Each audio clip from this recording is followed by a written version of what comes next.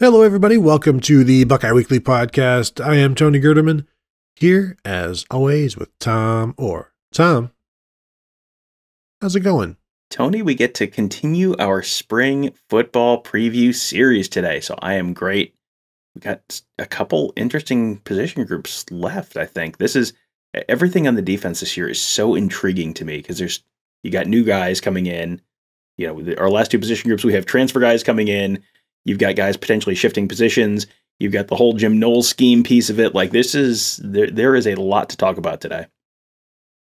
This is a position preview show. I had planned a bunch of bold predictions about the spring game. Oh, that's fine. We can do that too, because we normally put a ton of prep into those. So it's fine. I think we can fake one of those on the fly. That's fine.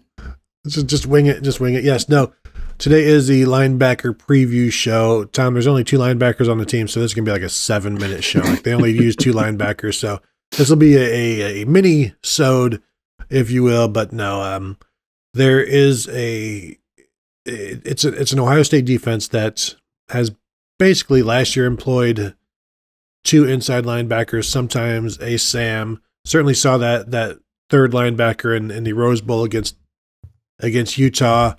Now, under Jim Knowles, new defensive coordinator, it's again going to be two linebackers with a nickel back in Tanner McAllister.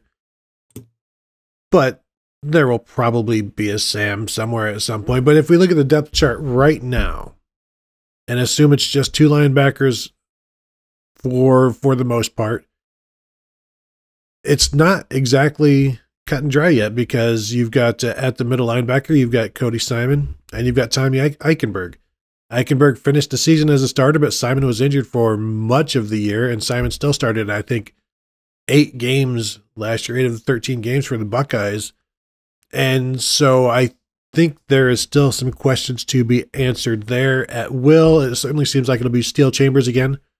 Taraja Mitchell is still back. He's still involved. So they've got 4 experienced guys for their top 2 positions. I think Will is set, but can this spring with the mic, can anything be settled? And if it is settled, that would be pretty significant, don't you think? If there is a clear-cut number 1 guy at Mike coming out of spring, that would be pretty significant because I think you've got 2 guys who are veterans coming back. You would assume they both want to have a pretty significant role this fall. So if they do, and one of them is, has been told basically, you're not the guy, that seems like almost an invitation to please transfer now, which I don't think they're going to want to do. So I would be pretty surprised if we came out of spring with a clear-cut 1-2 at that mic spot. What I'm super interested to see is, these are 2 positions, but I talked to Ross Fulton on Friday's Morning Scoop about, some of the stuff he was really excited to see. Ross, of course, is the X's and O's guru and, everyone's smart football friend, Ross Fulton. And, we were talking about the linebackers a little bit. And I said, are you expecting, I'm kind of intrigued. Are we going to see a Sam? And he basically said, he didn't think we were going to see a Sam this spring. It was probably going to be 2 linebackers, which then, you think back last year, it was boy, they were desperately thin at linebacker at the end of last year. Now you've potentially got 10, 12 guys for what could be 2 positions on the field. Then you're super stacked at linebacker. So where do those guys all fit? And then, something else he mentioned was, how does the role of the linebackers change? Because they're not necessarily, they're sort of changing what they're looking for a little bit out of the linebackers, where if the defensive line is trying to spill guys outside, then you need linebackers who can really run and really cover space and cover ground and cover guys out of the back. So how does a Tommy Eichenberg, who's maybe more of a traditional Mike, fit in with this new Jim Knowles scheme? Is he a good fit? Because he's someone who feels like he's more of a Mike when you're playing Wisconsin or Iowa. So how does that all fit together? And then you add in hey, Chip Trainum's here now. What is he going to look like? Hey, CJ Hicks, you may have heard of him once or twice during the recruiting process. What does he look like? There's so many interesting pieces here. And with only 2 spots on the field, that's going to be real interesting to see how those reps get divided up between those guys.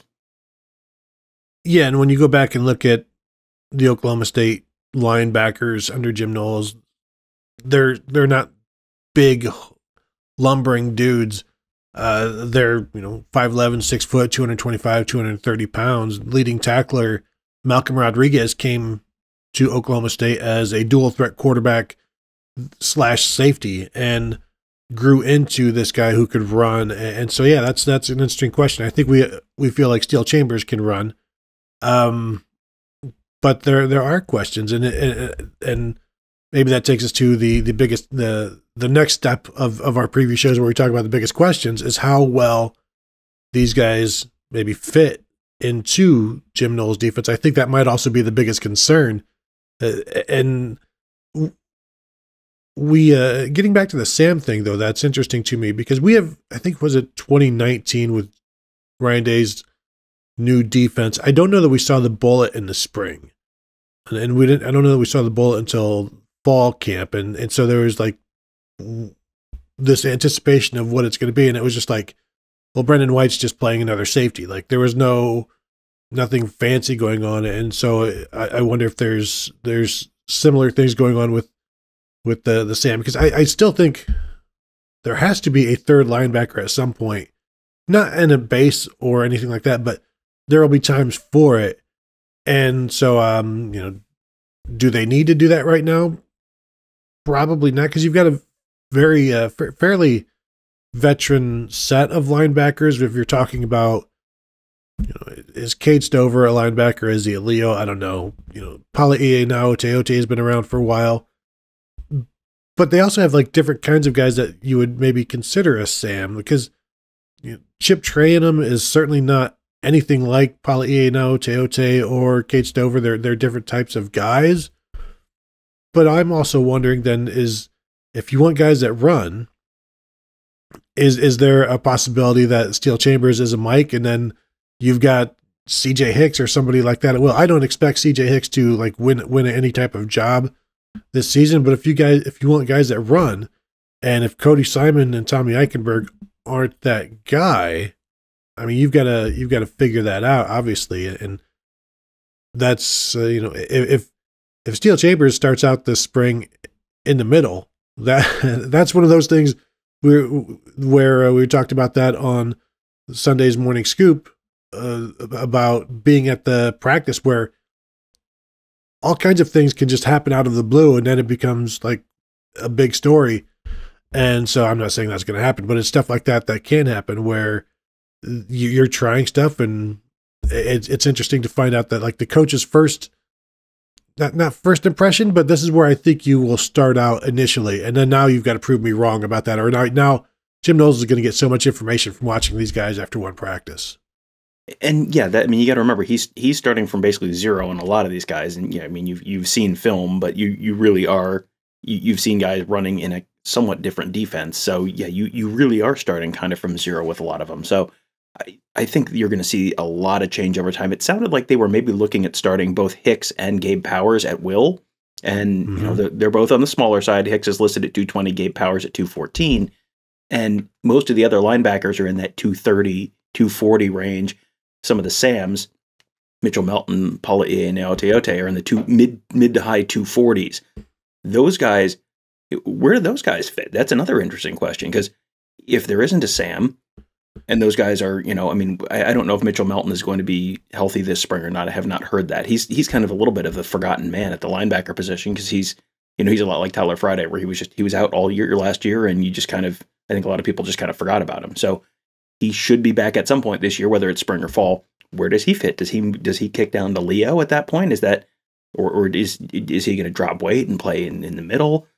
There's so many different spots where, it feels like they're going to start the smaller guys at will, the medium-sized guys at Mike, and then what happens with the bigger guys. So I think you're going to, I think there is, to your point there, I think there's nothing that would tell me more about what they're thinking about doing with the linebackers than if we do see Steel Chambers at the Mike. I'm not anticipating. I think you're going to probably see him still at the will.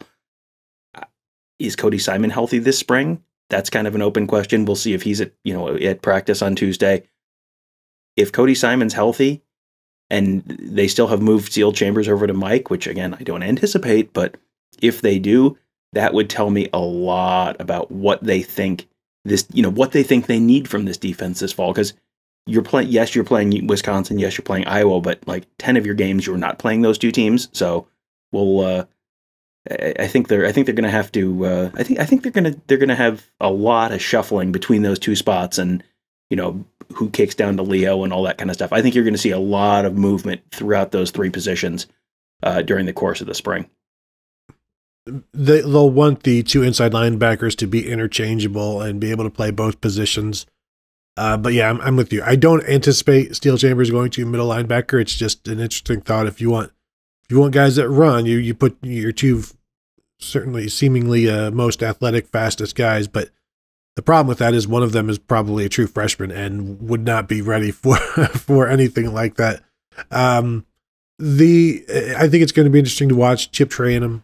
He didn't play linebacker in any of his first 2 years at Arizona State.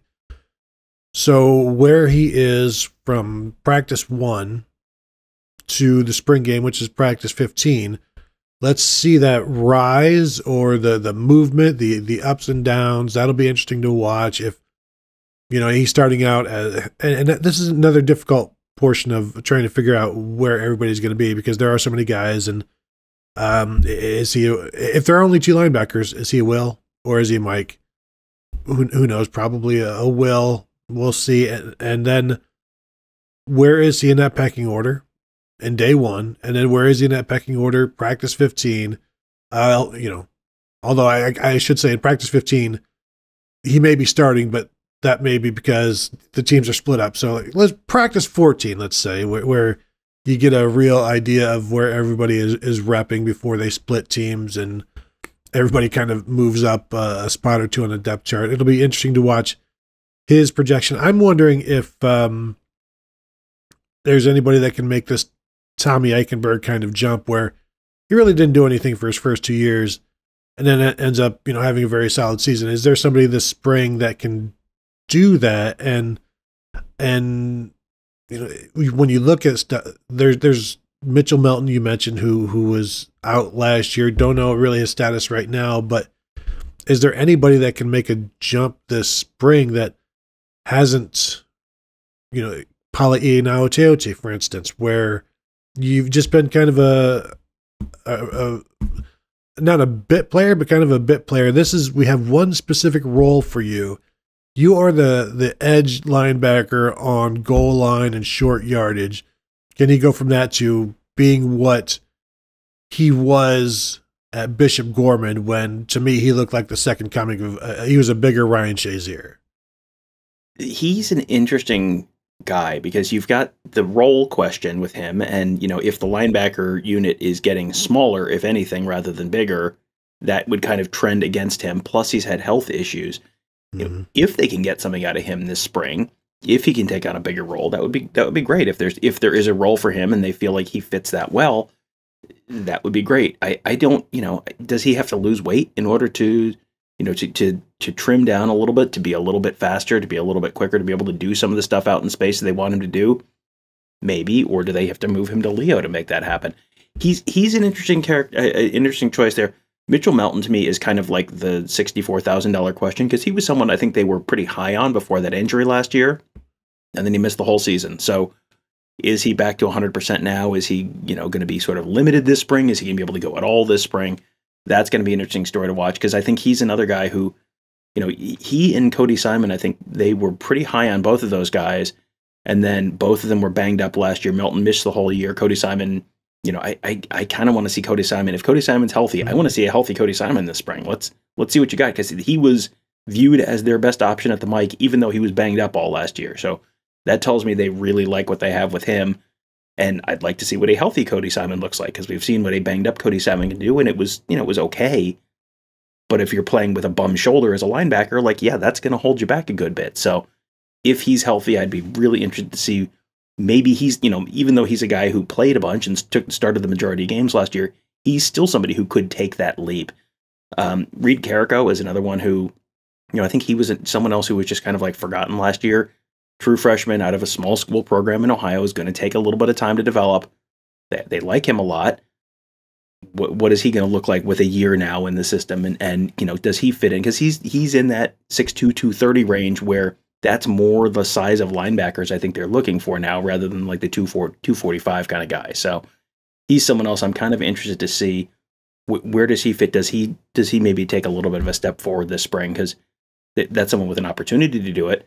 And then, the real answer here, the person I'm most intrigued to see this spring, and again, like, let's set some expectations, true freshman, probably not going to start, probably not going to be a real significant, 40 snaps a game kind of contributor this year, probably, at least until very late in the season. First half of the season, let's say, not going to be a 30 to 40 snap contributor this year, CJ Hicks.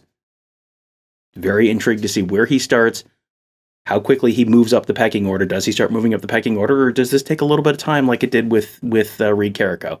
So those are some guys that I'm kind of intrigued to see this spring. I'll mention one other guy who I will also mention on the next show, which will be talking about the defensive backs. Where's Court Williams? Mm-hmm. This is a guy who is he a strong safety behind Ronnie Hickman? If so, how many snaps are available there? Or is he a guy that moves down? And if so, I was wondering who would be the running mate next to Steel Chambers? Like, if you got Steel Chambers at Mike and Court Williams at Will, that's kind of intriguing. Mm-hmm. That gives you the guys that can run. Now, we are not saying this is happening. It just we're just throwing stuff out there. So I'm wondering where he is, and I assume I'm going to assume he's going to start with the safeties. But what happens throughout the course of practice with them, and what kind of role, and we'll talk about him probably in much more depth in the next show, but I'm just curious where he will be. Again, where is Cade Stover? I do like the idea that Cody Simon, as you said, they kept him out there, even though he was banged up with the shoulder. What can he do healthy? And how well, and really the lack of physicality that goes on in the spring shouldn't like make things more difficult to figure out who has won the job, because they want to see the reads. They want to see you're doing the right things, especially in this new defense, which I think takes me back to the biggest concern here is these new linebackers handling Jim Knowles' defense and who handles it best, because it's a clean slate for everybody. And with that clean slate comes a brand new test. And this is a more aggressive defense for the linebackers. It's a brand new defense. Who picks it up best?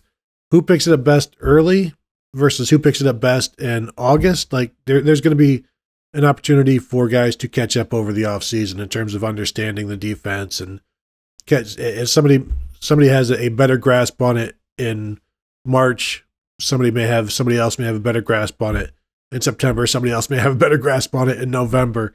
So there's going to be a large learning curve for the linebackers, but this is also Jim Knowles' specialty. He is one of the position coaches at linebacker.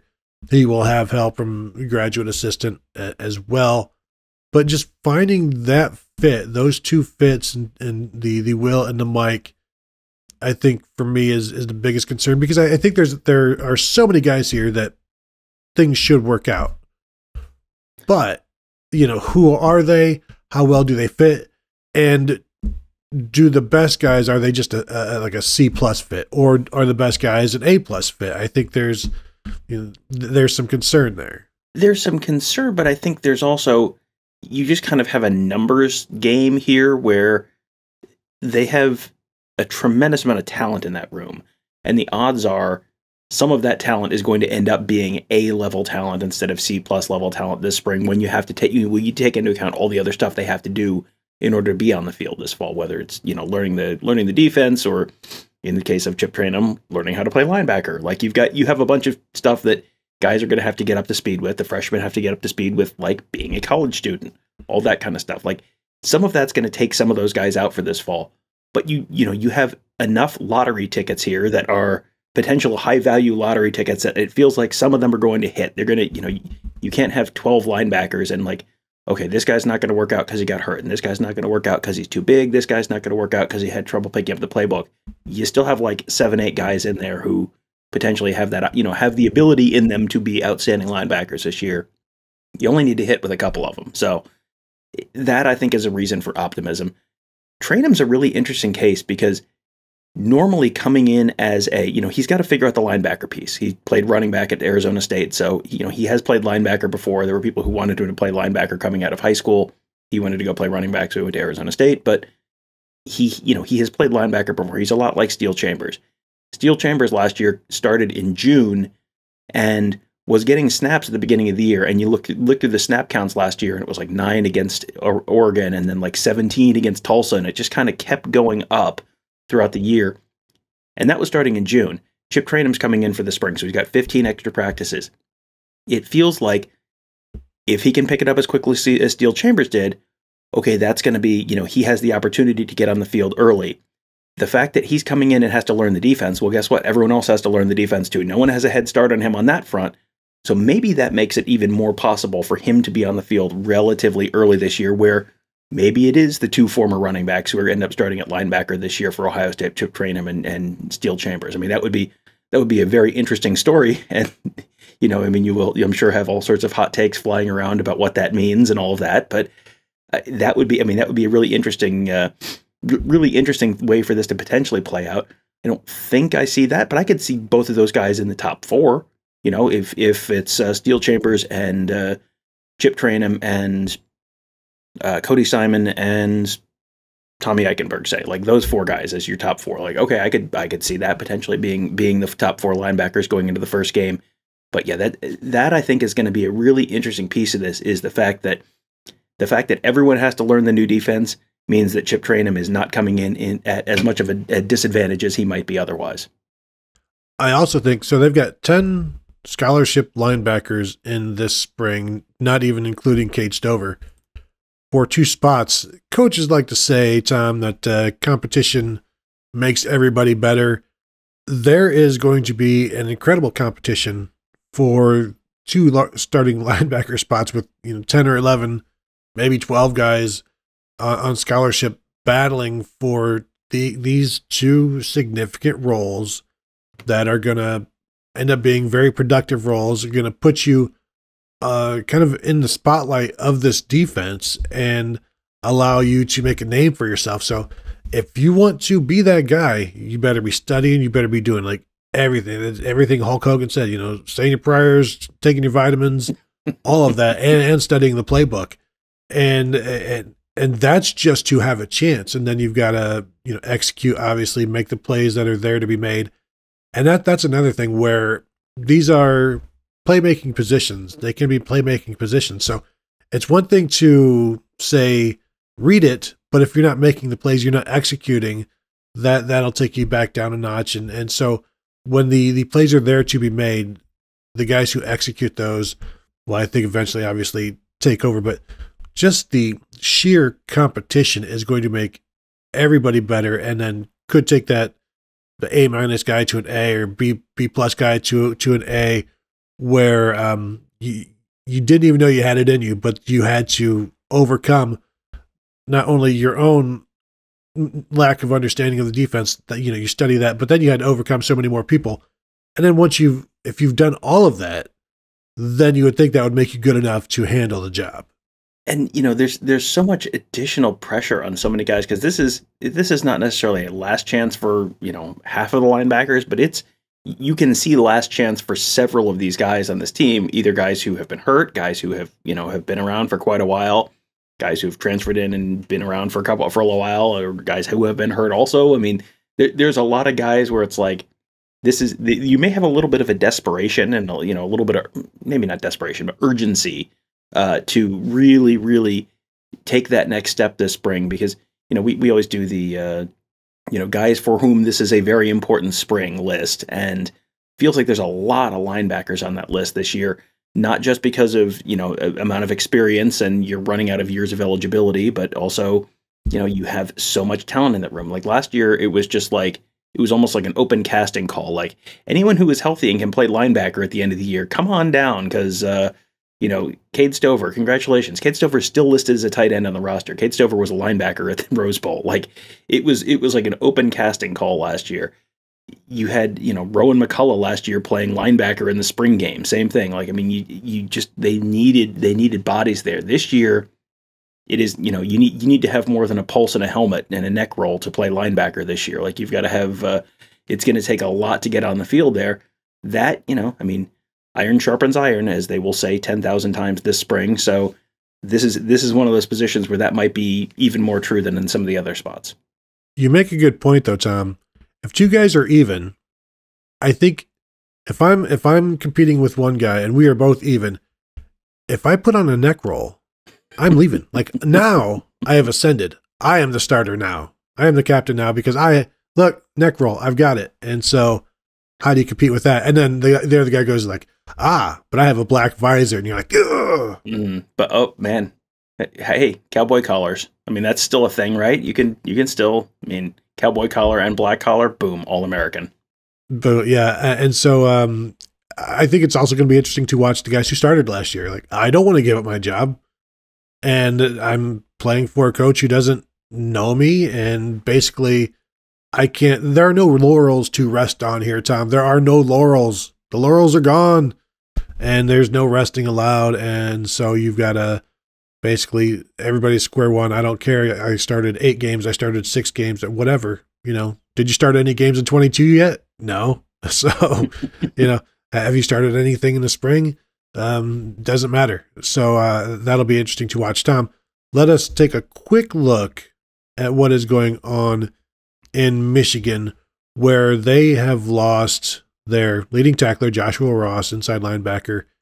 They bring back Nikai Hill-Green and Junior Colson, who Hill-Green started 6 games, then lost his job to Colson. Colson was a true freshman last year.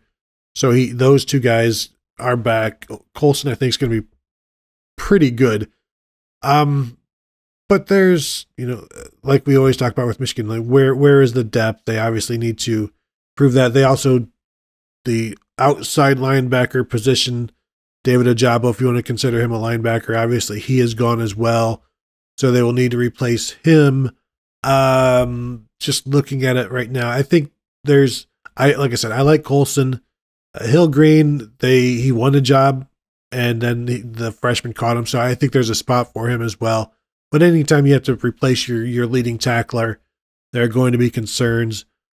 But it's not a bare cupboard. It's not a bare cupboard, but I think you have to, you lost your leading tackler.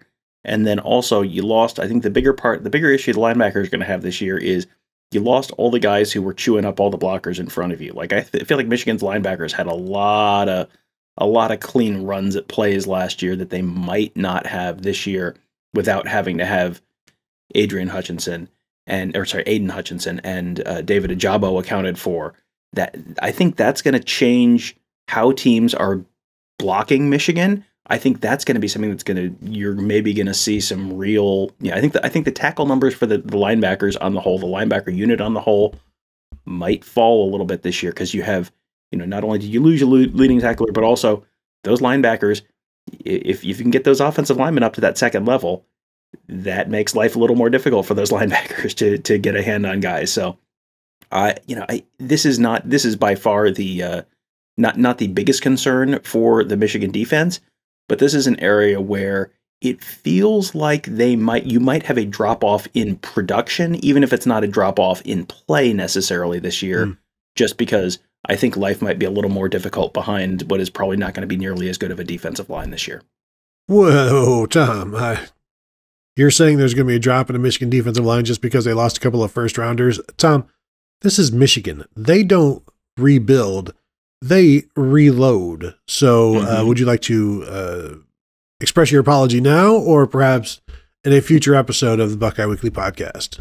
Let's put that off for later because I think we've covered the linebackers sufficiently. So I'm sure we'll have plenty of episodes in which I can apologize for the fact that Michigan may have a slight dip after losing 2 top 10 NFL draft picks. I look forward to that show, Tom. I will start the rundown right now, and we will eventually put that out. I can't say when. Things happen. We got to plan some stuff. But that will do it. As Tom said, he has nothing left to say about the Ohio State linebackers nor the Michigan linebackers. I am looking forward to seeing this new addition of the Ohio State defense, and the linebackers are key because there's going to be a lot of plays that are able to be made from that position. And so getting to see it at the outset is it's key to see where things start out, and you get an idea of where things go, where things start, where they go. Looking forward to it. So that will do it for this episode. Want to thank you all for tuning in as always. If you would like to rate this, review this show, go do that at your podcast platform of choice. 5 stars only, please, because that's it's kind of the point. So thank you all for tuning in, and we'll talk to you guys later.